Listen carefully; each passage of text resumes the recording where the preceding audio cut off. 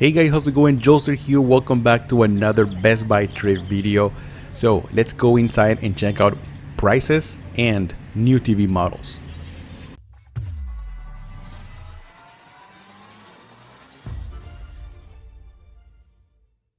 Alright, so the first deal I noticed is with TCL.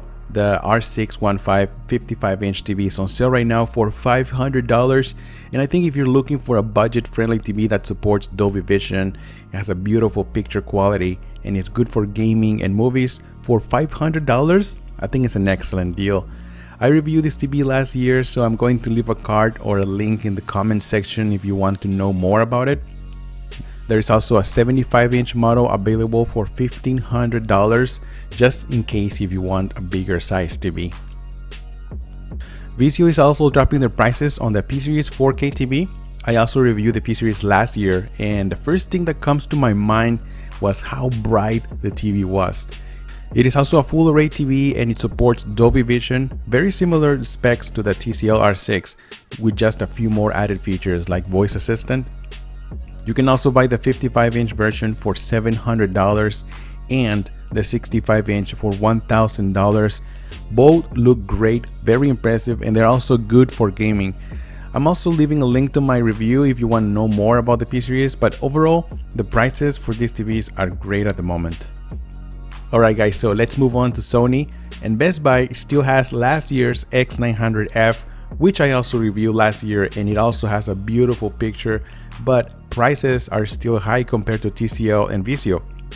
Of course, Sony is a more well-known brand with excellent quality, so if you have the extra money, then the X900F is also a great choice. Now, let's move on to the new X950G, which is a new model replacing the X900F. And overall, both TVs look very similar. Pictures look beautiful with rich colors and good contrast. I also noticed that it's bright.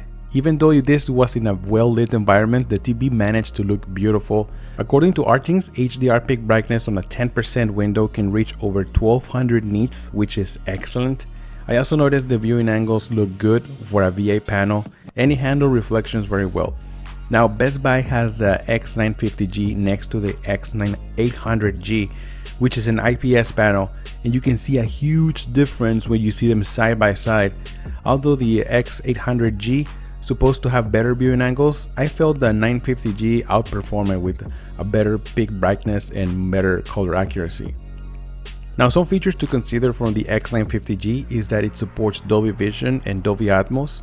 It is also a 120Hz panel, so it's great for motion, but it doesn't support variable refresh rate like Samsung TVs.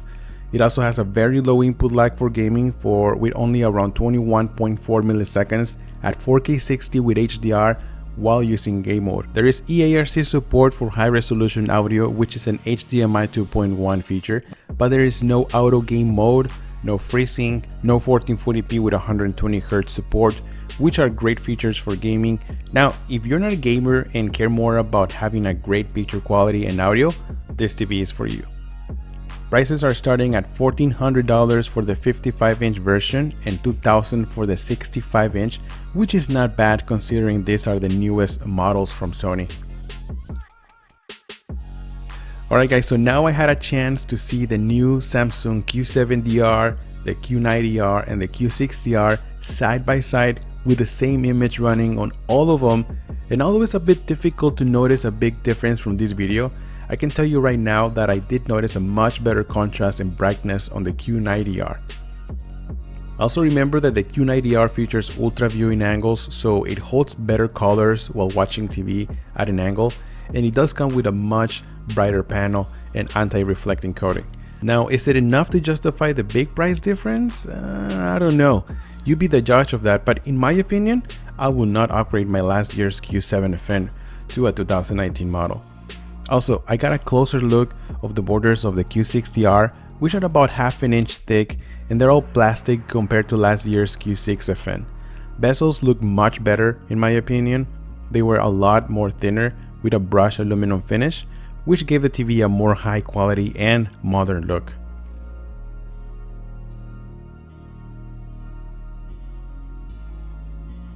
Now, the Q70R does come with thinner borders, but They come in a black instead of brushed aluminum compared to the Q90R. Now when it comes down to prices, there's a huge difference. The 65-inch version of the Q90R sells for $3,300, while the Q70R sells for $2,000. If you want the 55-inch version of the Q70R, it sells for $1,500, although right now you'll find it on Amazon for $1,300, which makes more sense since it's competing with the Sony X950G. Now if you're looking for the Q60R, it is on sale right now for $1,000 for the 55-inch version, but in my opinion, I suggest to save some money and buy last year's Q6FN for around $880, or even better, the Q7FN for $1,050, which comes with a much better reflecting coating, richer colors and contrast, better build quality, and the one connection box for a much cleaner cable management. So I also got a chance to check out the new LG C9 OLED TV, and I believe this is probably like the best OLED TV LG has created. Of course, the picture is fantastic, and also the design, it is so thin. It's just incredible how LG manages to make such an impressive image in this paper thin TV. Also, LG is including HDMI 2.1 on their TVs, and they will support variable refresh rate, auto low game latency, high frame rate such as 4K at 120 Hz, and EARC for high resolution audio, and their new A9 and A7 second generation processors include AI technology to adjust picture and audio accordingly for the best possible experience. Of course, this all comes at a high price. At the moment, the 65-inch version C9 is selling for $3,500, which is way out of my price range. So if you're looking for an OLED TV and can't spend that much money, I will go for last year's model, which is $1,000 less, or the 55-inch B8 is selling for $1,500. Just keep in mind that you won't have the HDMI 2.1 features.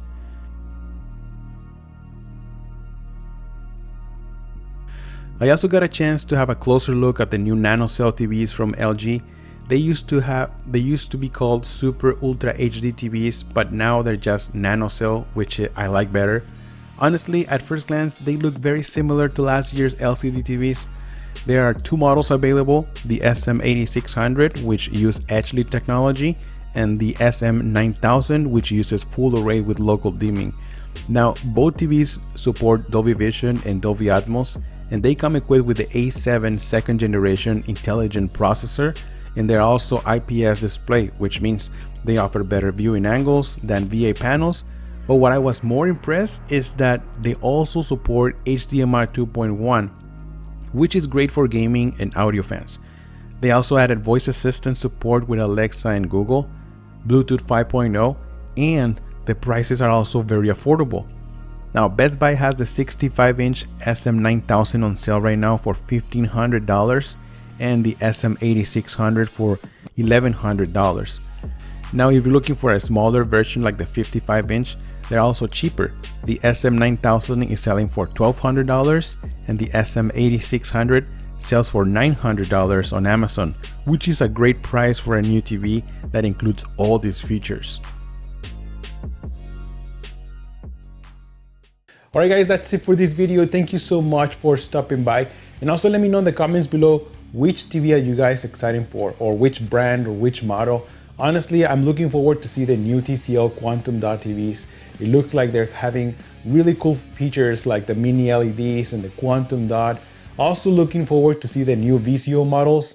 I heard that they also including a Quantum Dot on even more budget-friendly VCO models, so I'm looking forward for that. And also, I really like the LG. The LG lineup this year looks very promising. They all have the HDMI 2.1 features, which has everything, you know, the auto low game latency, the variable refresh rate, and the ability to play 4K with 120 Hz of refresh rate. Oh, and the EARC for audio. I think like everybody was looking or expecting to see that on every TV this year, but LG managed to pull that out. So I'm looking forward for that. Let me know in the comments below which one is the one that you're pulling the trigger this year. All right, guys, I'm Jolster. Don't forget to like and subscribe to the channel, and I'll see you guys on the next one. Jolster out.